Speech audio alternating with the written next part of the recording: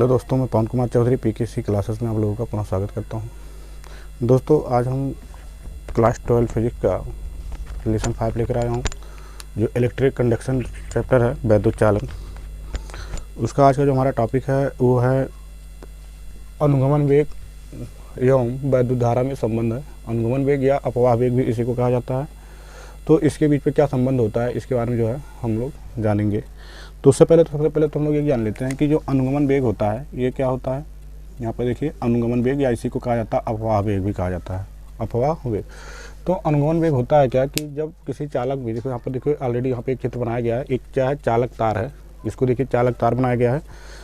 इसको जूम करके बनाया गया है। इतना मोटा जो तार देख रहे हो इसको जूम करके बनाया गया है। अब क्या होगा, जब इस चालक तार में वैद्युत धारा प्रवाहित किया जाता है तो इसमें उपस्थित जो इलेक्ट्रॉन, मतलब वैद्युत क्षेत्र में जब आएगा ये, तो इसमें उपस्थित जो इलेक्ट्रॉन होते हैं वो क्या होते हैं, इधर उधर एक दिशीय गति करने लगते हैं। उसी एक दिशीय गति को ही कहा जाता है अनुगमन वेग कहा जाता है। ठीक है। तो अब अनुगमन वेग में और वैद्युत धारा में संबंध क्या होता है उसको देखेंगे। तो उससे देखने से पहले हम लोग क्या देखेंगे कि इस चित्र के बारे में थोड़ा बहुत जान लेंगे कि चित्र क्या होता है, इसमें क्या चीज़ दिया हुआ है, क्या क्या चीज़ें इसमें होते हैं, ये चीज़ हम लोग देख लेते हैं। तो देखिए बच्चों, इसमें जो दिया गया है कि PQ एक चालक तार लिया गया है। जैसे तार होता है ना, वो सिंपल तार जो होता है वही तार लिया गया है, बस इसको क्या किया गया है, जूम करके बना दिया गया है। देखो ऐसे तार है एक, ठीक है। और इस चालक तार में क्या है, जोड़ दिया गया एक बैटरी से। इस चालक तार को एक बैटरी से जोड़ दिया गया, ठीक है, बैटरी से जोड़ दिया गया। अब देखिए इसमें जो अनुप्रस्थ काट का जो क्षेत्रफल है वो ए हो जाएगा। तार की कुछ लंबाई भी होगी, क्योंकि लंबाई पर निर्भर करता है। ये लंबाई मान लेते यल हो गया, ठीक। यहाँ पर देखो बनाया गया, लंबाई जो लिया गया वो यल ले लिया गया। अब लंबाई यल लिया गया, जब इसमें वैद्युत धारा प्रवाहित की जाती है तो इसमें उपस्थित जो इलेक्ट्रॉन होते हैं वो क्या करते हैं, घूमने लगते हैं। अब जो घूमने लगेंगे किस वेग से, तो यहाँ पर देखिए लिखा गया है v∗d वेग से, ठीक है। यहाँ पे जो लिखा गया है v∗d वेग से, मतलब अनुगमन वेग से ये गति करने लगते हैं। अब अनुगमन वेग से ये गति करने लगेंगे, उसका फिर इस चालक तार का लंबाई हम लोग मान लिए हैं क्या, यल। चालक तार का जो लंबाई है इसको हम लोग मान लिए हैं यल है। इसका अनुप्रस्थ काट का क्षेत्रफल जो है वो कैपिटल A माना गया। उसके बाद अब देखिए, जब धारा प्रवाहित किया जाएगा तो इसमें वैद्युत क्षेत्र उत्पन्न होगा। तो धारा की दिशा अगर इस तरह से है, देखो धारा की दिशा इस तरह से अगर है तो इसमें वैद्युत क्षेत्र देखो ये तो होगा, वैद्युत क्षेत्र की दिशा हो गई। अब वैद्युत क्षेत्र की दिशा हो गई, आपको पता है इलेक्ट्रॉन जो गति करता है वो धनावेश के विपरीत दिशा में। अगर देखो इलेक्ट्रॉन धारा इस तरह से प्रवाहित हो रहा है, देखो ये धारा इस तरह से अगर प्रवाहित हो रहा है तो इसका मतलब इलेक्ट्रॉन इसके विपरीत दिशा में चल रहे थे, ठीक है। अब इसके विपरीत दिशा में जब धारा विपरीत दिशा में जो है चल रहे थे इलेक्ट्रॉन, अब देखिए मान लेते कोई इलेक्ट्रॉन जो P पर रहा होगा, मान लेते कोई इलेक्ट्रॉन P पर था, P से उसको Q तक जाने में क्या समय लगेगा, ये चीज़ हम लोग को देखना है। जैसे किन किन चीज़ों पर निर्भर करता है वो चीज़ के हिसाब से हम लोग को डेरिवेशन करना होगा। देखिए पहली बात तो ये है कि सबसे पहले हम लोग देख लेंगे कि इसका कुल आवेश कितना है, इस चालक का कुल आवेश कितना होगा, ये चीज़ हम लोग देख लेंगे। कितना धारा प्रवाहित कर रहा है ये चीज़ देख लेंगे। और दूसरी चीज़ हमारी ये है कि इसको यहाँ से लेकर यहाँ तक जाने में कुल कितना टाइम लग रहा है, ये चीज़ देख लेंगे, ठीक। लेकिन बात ये आती है कि जो चालक तार बनाया गया है इसमें तो ऐसा है नहीं कि एक ही इलेक्ट्रॉन रहा होगा, बहुत सारे इलेक्ट्रॉन होते हैं। तो हम लोग मान लेते हैं ऐसा कि मान लेते हैं प्रति एकांक आयतन में, जैसे इसका जो आयतन है प्रति एकांक आयतन में मान लेते हैं इलेक्ट्रॉन की संख्या क्या है, मान n है। तो उसको हम लिखते हुए चलते हैं, मान लेते हैं, माना कि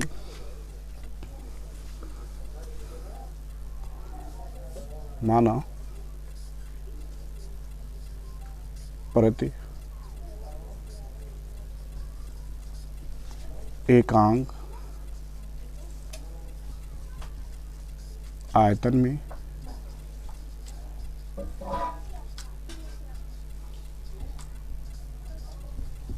इलेक्ट्रॉनों की संख्या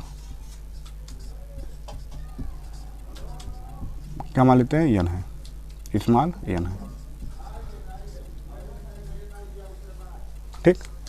मान लिए कि माना कि प्रति एकांक आयतन जो था, प्रति एकांक आयतन में जो इलेक्ट्रॉनों की संख्या है उसको n मान लिए। अब बच्चों देखो, अगर हम लोग से ये पूछा जाता है कि बताइए कुल कितने इलेक्ट्रॉन रहे होंगे, तो देखिए मान लेते हैं एक इकाई में इलेक्ट्रॉनों की संख्या अगर मान लेते हैं कि n है, एक इकाई का मतलब मान लेते हैं क्या, 1 सेंटीमीटर क्यूब में, ठीक। इसमें कितने इलेक्ट्रॉन है, मान लेते हैं n इलेक्ट्रॉन है। तो बच्चों देखो 1 सेंटीमीटर स्क्वायर तो हमको पता है कि इसमें n इलेक्ट्रॉन है, लेकिन इसका वास्तव में अगर हम लोग आयतन देखें तो कितना होगा, एरिया जो है, अगर हम लोग एरिया में लंबाई से गुणा करा देते हैं तो क्या हो जाएगा, टोटल आयतन निकल जाएगा। ठीक है, एरिया में लंबाई से गुणा करा देंगे टोटल आयतन निकल जाएगा। तो इतने आयतन में कुल इलेक्ट्रॉनों की संख्या क्या हो जाएगा, तो n गुणे ए एल ये होगा। अर्थात कुल इलेक्ट्रॉनों की संख्या क्या हो गया, n a l हो जाएगा। होगा कि नहीं होगा? तो देखिए तब चालक तार में कुल इलेक्ट्रॉनों की संख्या क्या हो जाएगा, तब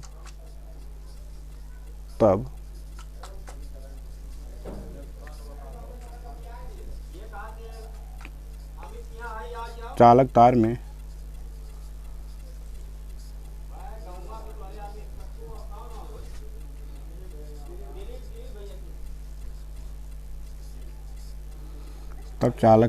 कुल इलेक्ट्रॉनों की संख्या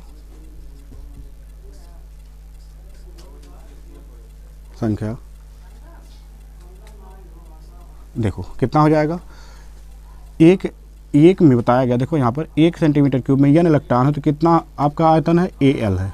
तो गुणे क्या हो जाएगा, इसमें AL से गुणा करा दो तो बराबर क्या आ गया, NaL हो गया।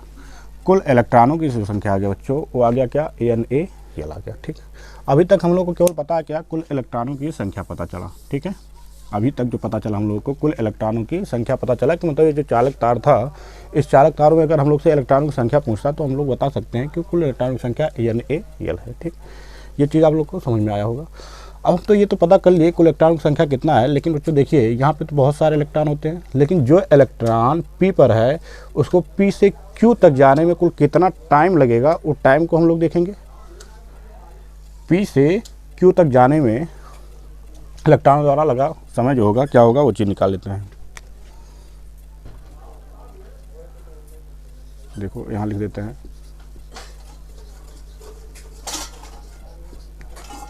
इलेक्ट्रॉनों को P से Q तक जाने में लगा समय।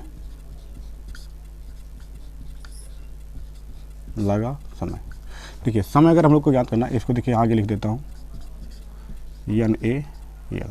ठीक, NaL हो गया।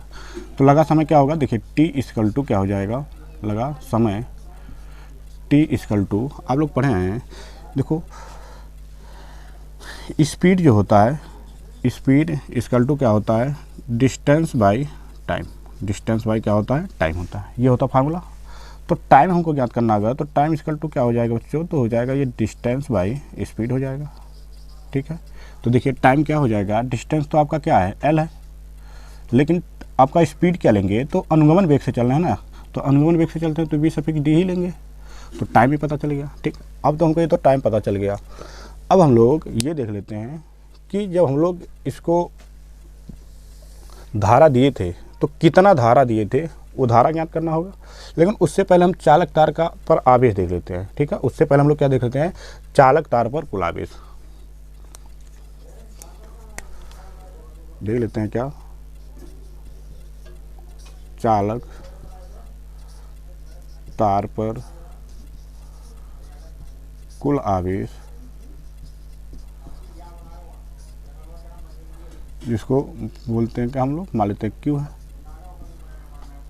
Q बराबर देखो क्या होता है, NE। N लेकिन जो होता है कुल इलेक्ट्रॉनों की संख्या गुणे E, इलेक्ट्रॉनों का आवेश। तो बच्चों देखो कुल इलेक्ट्रॉनों की संख्या कितना है, N के स्थान में कुल इलेक्ट्रॉनों की संख्या। N मतलब क्या होता है, जैसे ये होता है Q इक्वल टू NE होता है, तो N क्या होता है, कुल इलेक्ट्रॉनों की संख्या। और कुल इलेक्ट्रॉनों की संख्या हम लोग क्या निकाले हैं, NaL निकाले हैं, और E हो गया आवेश। तो यहाँ पर क्या हो जाएगा, NaL E हो जाएगा, कुल इलेक्ट्रॉनों की संख्या इतना हो जाएगा। तो आवेश जो आ गया इतना आ गया। ठीक, अब हम लोग धारा देख लेते हैं। ठीक है, चालक तार में प्रवाहित धारा। चालक तार में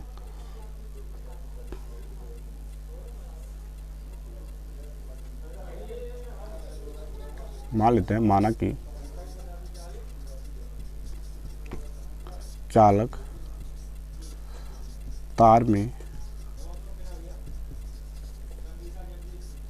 प्रवाहित कुल धारा जो कि क्या है, I है। तो I इक्वल टू अगर हम लोग निकालते हैं तो I इक्वल टू क्या होगा, ये चीज़ हम लोग देख लेंगे। क्योंकि इसमें धारा हम लोग को ज्ञात करना है, धारा कुल कितना होगा वो धारा हम लोग देख लेते हैं। तो देखिए कुल धारा क्या है, कुल मतलब आवेश कितना, कुल आवेश बटा टाइम, कुल आवेश बता क्या हो जाएगा, टाइम हो जाएगा। ठीक, एक चीज़ हम लोग करते हैं यहाँ पे, इसको इक्वेशन फर्स्ट मान लेते हैं, इसको मान लेते हैं सेकंड। ठीक है, इक्वेशन फर्स्ट और सेकंड। अब देखिए आई इक्वल टू क्या आ गया, क्यू बाई टी आ गया। ठीक, क्योंकि हमको धारा में बताना है रिलेशन और वी सफिक्स डी में बताना है, तो यहाँ से हम लोग को प्राप्त हो जाएगा। तो आई इक्वल टू देखिए बच्चों क्या हो जाएगा, आई इक्वल टू हो गया, देखो क्यू का मान क्या है, एन ए एल ई है, बटा टी का मान देखो क्या है, L by V suffix D हो गया। देखिए एल से एल तो कैंसिल हो जाएगा, तो बचा क्या, I equal to V suffix D N A E. ठीक, या हम V suffix D equal to क्या कह सकते हैं कि आई इक्वल टू हो जाएगा N A E. I equal to क्या, V suffix D equal to क्या हो जाएगा हमारा, तो एन आई ई हो जाएगा। तो इस तरह से ये होता, देखो हमारा वी सफिक्स डी क्या हो गया, अनुगमन वेग हो गया, आई क्या हो गया, धारा हो गया आपका। देखो अनुगमन वेग एवं वैद्युत धारा में संबंध। और बच्चों एक चीज़ ध्यान रखना कि ये जो है बहुत ही इम्पॉर्टेंट आपका जो है वेरी इम्पॉर्टेंट टॉपिक है ये। एक तो इसमें का ये है, एक और है कि अनुगमन वेग के आधार पर जो है कूलाम के नियम की व्युत्पत्ति करना। ये जो टॉपिक इसमें दो हैं जो कि बहुत ही इम्पॉर्टेंट टॉपिक है। इस यहाँ से क्वेश्चन जो है हर बार जो है पूछा गया है, या तो आपका ये क्वेश्चन उठाता है या तो आपका उठा लेता है इस चैप्टर का जो अनुगमन वेग के आधार पर कूलाम के नियम का जो व्युत्पत्ति होता है, ओम के नियम का जो व्युत्पत्ति होता है, वो चीज़ जो होता है यहाँ से उठा लेता है। देखिए एक बार इसको हम आप लोग को पुनः समझाने की कोशिश करते हैं, ध्यान से आप लोग समझेंगे। देखिए सबसे पहला काम आपको क्या करना होता है कि सबसे पहले आपको चित्र बना लेना होता है। जैसे जो चीज़ आपको ज्ञात करना है, इससे इसमें हमारा ये था अनुगमन वेग और वैद्युत धारा में संबंध है। तो अनुगमन वेग और वैद्युत धारा में संबंध जब दिया है तो सबसे पहले तो हमको ये आवश्यकता पड़ेगी एक तार की। जैसे मान लेते हैं क्या, हमने एक तार लिया है। ठीक, अब इस तार को अगर ऐसे हम तार को छोड़ देते हैं तो इसमें क्या है, जो इलेक्ट्रॉन होंगे अपना स्थिर होंगे।